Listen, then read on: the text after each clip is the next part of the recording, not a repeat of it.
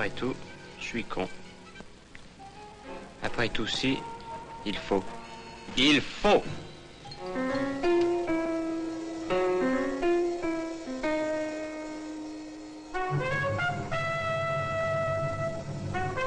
Quand j'ai fait la place du diable en Afghanistan avec Kessel et Schondorfer, il n'y a qu'un seul type qui s'est levé dans la salle où il y avait Zanuck, 50 personnes de la Fox. C'est un monsieur barbu, enfin pas barbu, mais mal rasé. C'était Godard qui a dit « Ces deux, là, votre film est dégueulasse ». Alors, de là est née notre amitié, parce que je l'ai revu, il a quitté la Fox, etc. Et ensuite, il m'a présenté à votre souffle. Pourquoi tu fermes les yeux? J'essaie de fermer mes yeux très fort pour que tout devienne noir. Les distributeurs français, allemands, etc. ont dit c'est pas du cinéma, etc. Le cinéma, c'est ce que l'on voit. Si vous n'aimez pas la mer, si vous n'aimez pas la montagne, si vous n'aimez pas la ville, allez vous faire foutre. Ce que je voulais dire... Pourquoi? C'est comme sur un arbre, c'est-à-dire que nous avions mis un coin avec une massue et nous avions frappé fort à un moment donné pour faire autre chose que le cinéma classique qui se faisait à cette époque. Après tout, je suis idiot. Merde, elle mord pas. Pourquoi est-ce que tu ne m'aimes plus? C'est la vie. Pourquoi est-ce que tu me méprises? Ça, je te le dirai jamais, même si je devais mourir. J'avais signé avec Chabrol et Françoise Sagan La vie de Georges Sand.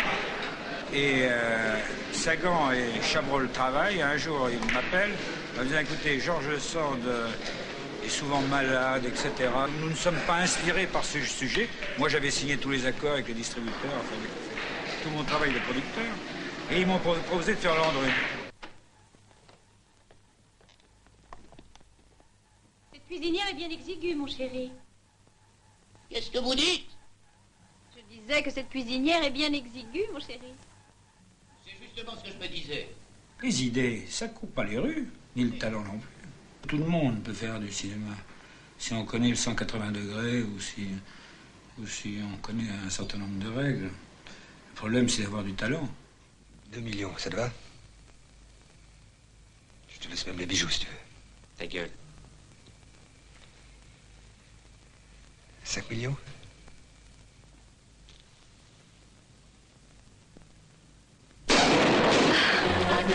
C'est gentil d'être venu. Je viens de répéter, j'allais partir. Lola, je voulais me coucher avec toi encore. Ah, moi pas.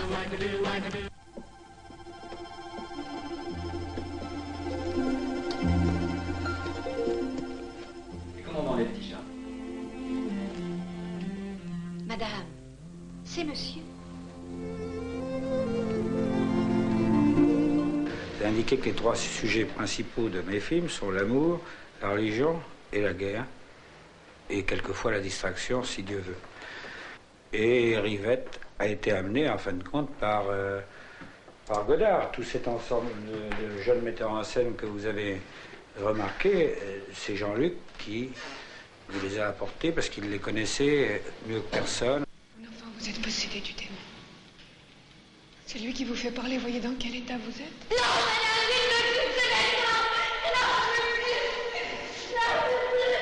fait pas. C'est beau cette vallée, hein. Dans 15 jours, 3 semaines, tous ces arbres seront rouges. Ce sont des flamboyants. Alors les Cambodgiens feront une fête, ils se saouleront la gueule, et ils danseront avec les filles toute la nuit.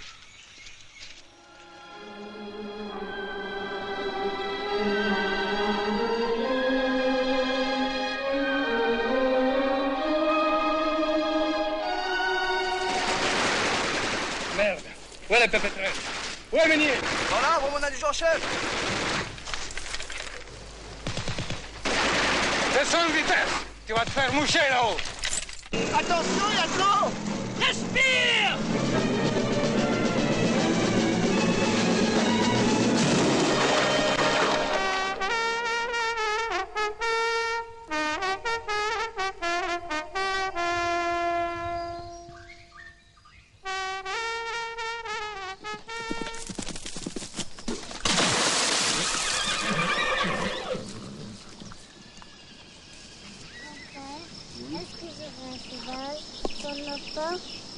Un cheval? Ah, trop pauvre pour en acheter un comme celui-là, mais nous avons le cheval d'orgueil. Où il est? Ici? Tiens, tiens ça. Hop! Voilà. Et voilà.